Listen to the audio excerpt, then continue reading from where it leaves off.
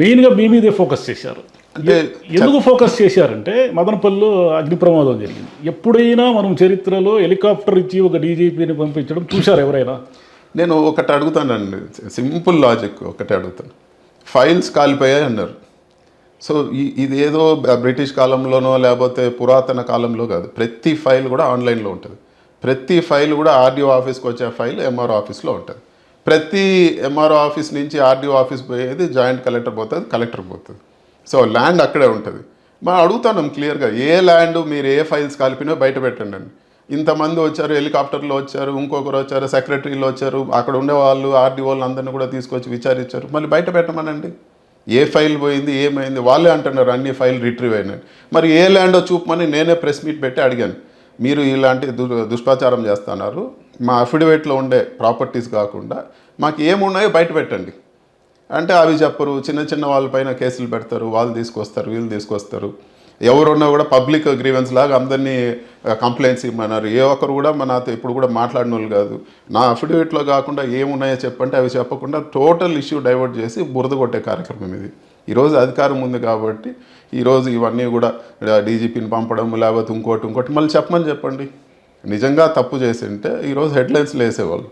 So ఎక్కడ కూడా తప్పు చేయలేదు కాబట్టి దాన్ని ఏదో ఒకటి తప్పుదోవ పట్టించేదానికి బురద కొట్టే కార్యక్రమం చేస్తారనేది మనం క్లియర్గా అర్థం చేసుకోవాల్సిన విషయం. అంటే దీనికి ముఖ్యంగా చంద్రబాబు నాయుడు గారు రంగంలోకి వచ్చినప్పుడు ఆయన మీద దాడి చేయించే ప్రయత్నం ఒకటి మీరు కానీ మీ వాళ్ళు కానీ చేశారని, దీనికి రిటైలేషనే అంటే ప్రతీకారం కానీ ఇదంతా జరుగుతూ ఉంది అనేది ఒకటి అర్థమవుతుంది.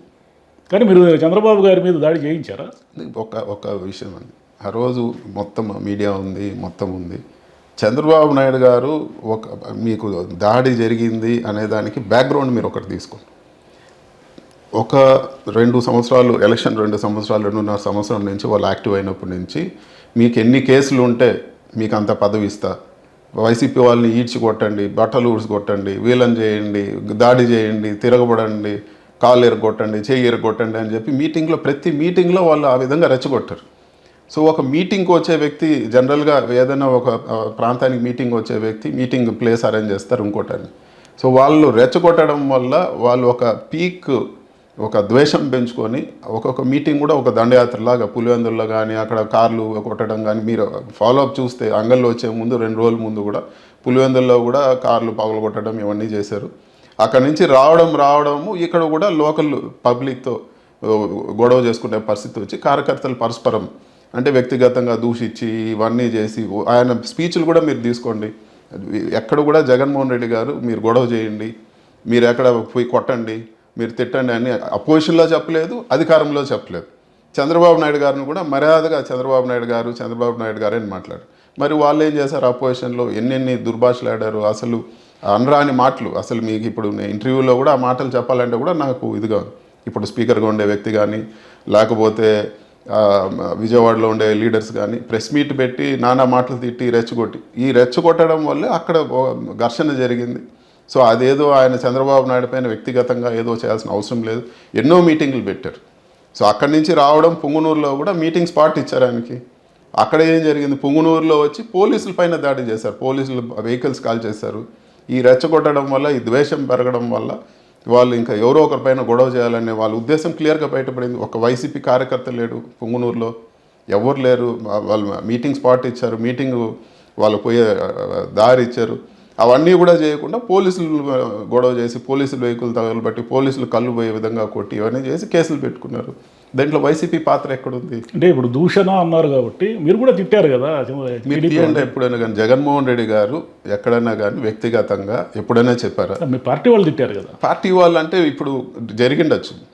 నేను అనేది ఒక లీడర్, పార్టీలో రకరకాల మనుషులు ఉంటారు, రకరకాల ఉంటారు. ఎప్పుడైనా కానీ ఒక పార్టీ ఒక డైరెక్షన్ పోయేది లీడరు చూసే డైరెక్షన్ పోతుంది.